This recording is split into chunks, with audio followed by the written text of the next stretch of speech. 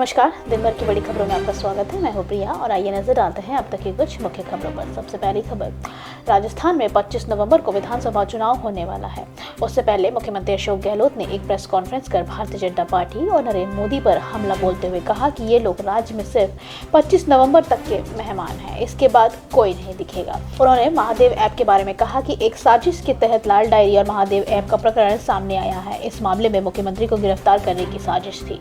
राजस्थान में भी 50 छापे मारे हुए, लेकिन क्या हुआ? इसके साथ ही राजस्थान के सीएम ने पीएम नरेंद्र मोदी को निशाने पर लेते हुए कहा कि प्रधानमंत्री एक अभिनेता हैं और वे अभिनय करते हैं। वो कहते हैं कि मुझे नीच कह दिया, मैं ओबीसी हूँ, उनको किसी ने भी नीच नहीं कहा था।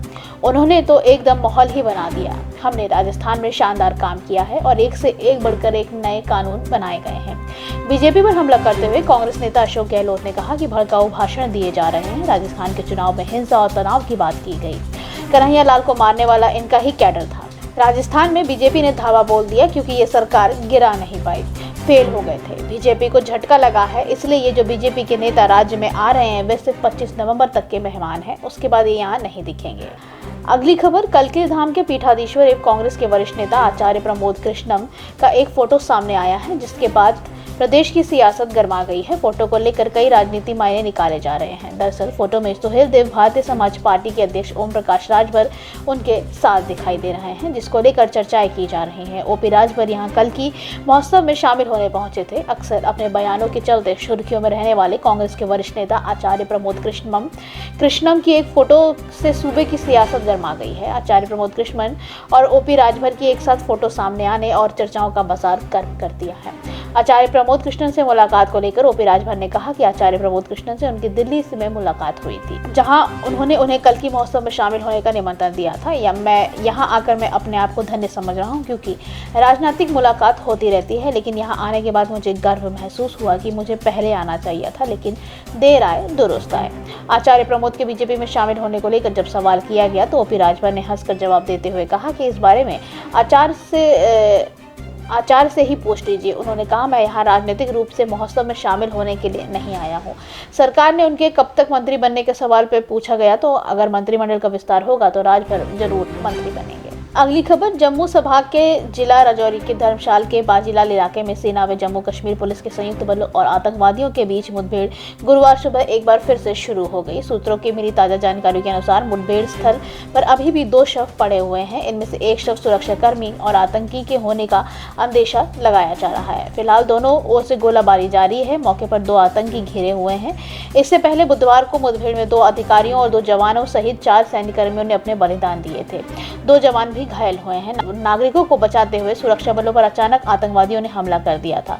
महिलाओं और बच्चों को सुरक्षा में जवानों ने अपना सर्वोच्च बलिदान दिया है। बुधवार सुबह 10 बजे शुरू हुई मुठभेड़ शाम 7 बजे तक जारी रही थी। अंधेरा होने के कारण 9 घंटे बाद गोलाबारी बंद कर दी गई थी, लेकिन सुरक्षा बलों ने दोनों दहशतगर्दों को घेरा डाल रखा है। बलिदान अधिकारियों को पहचान कर्नाटक के कैप्टन एमवी प्रांजल, 63 RR सिग्नल आगरा के कैप्टन शुभम और जम्मू के पुंछ हवलदार माजिद के रूप में हुई है। एक बलिदानी की पहचान अभी नहीं बताई गई है। 9 पैरा के मेजर मेहरा के हाथ और छाती में चोट आई है।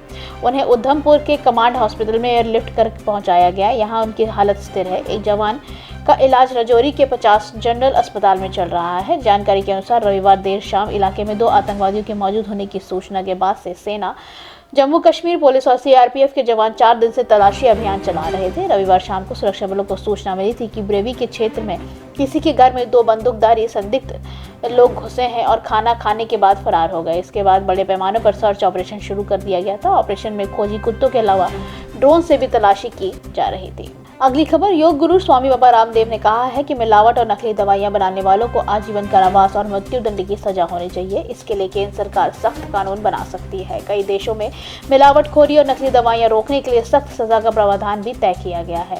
हरिद्वार स्थित पतंजलि रिसर्च सेंटर में मीडिया से बातचीत में बाबा रामदेव ने कहा कि खाद्य पदार्थों में मिलावट और नकली दवाइयां बनाना बड़ा अपराध है। नकली दवाइयों और मिलावट को रोकने के लिए सख्त कानून बनाने की आवश्यकता है। जो लोग ऐसा करते हैं उन्हें आजीवन कारावास की सजा होनी चाहिए। कई देशों में इस तरह का प्रावधान है। इस केंद्र में सरकार में भी सख्त कानून बना सकती है। देश में जाति जनगणना के मुद्दे पर उन्होंने कहा कि भारतीय राजनीति में एक जातिवाद एक बहुत बड़ा मुद्दा बन रहा है। जब सर्वे की बात उठ रही है तो एक दिन जाति जनगणना भी हो ही जाएगी, लेकिन सभी जातियों में जो लोग आर्थिक रूप से कमजोर या पिछड़ेपन में जी रहे हैं उन्हें आरक्षण का लाभ देकर उभरने का अवसर मिलना चाहिए। बाबा रामदेव ने कहा कि मोबाइल पर गेम और वीडियो से बच्चों में मानसिक स्वास्थ्य संबंधी समस्याएं बढ़ रही हैं। सोशल मीडिया पर जिस तरह अश्लील वीडियो और अपशब्द भाषा का प्रयोग सबसे खतरनाक है। सोशल मीडिया पर इस तरह के कंटेंट नहीं होने चाहिए। इसके लिए भारत अपने नए नियम बना सकता है। अभिव्यक्ति की आज़ादी के नाम पर अभिव्यक्ति की बर्बादी हो रही है, इस पर अंकुश लगाना बेहतर जरूरी है। इसके अलावा जातीय व मजहब के नाम पर हिंसा को उकसाना मैसेज या वीडियो ज़्यादा विध्वंसकारी है, इसके लिए कानून बनना चाहिए। अगली खबर, प्रधानमंत्री मोदी ने संत मीराबाई के जीवन का निश्चल भक्ति और आस्था का अनुपम उदाहरण देते हुए कहा कि भगवान श्री कृष्ण को समर्पित उनके भजन और दोहे आज भी हम सब के अंतर्मन को श्रद्धा भाव से भर देते हैं। प्रधानमंत्री मोदी ने संत मीराबाई की 525वीं जयंती पर मथुरा में आयोजित किए जा रहे संत मीराबाई जन्मोत्सव समारोह को लेकर एक्स पर पोस्ट पर कहा कि संत मीराबाई का जीवन निश्चल भक्ति और आस्था का अनुपम उदाहरण है।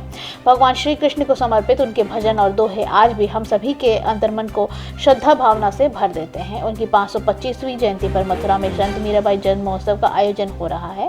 आज शाम करीब 4:30 बजे मुझे भी इससे जुड़े कार्यक्रमों में शामिल होने का सौभाग्य मिलेगा।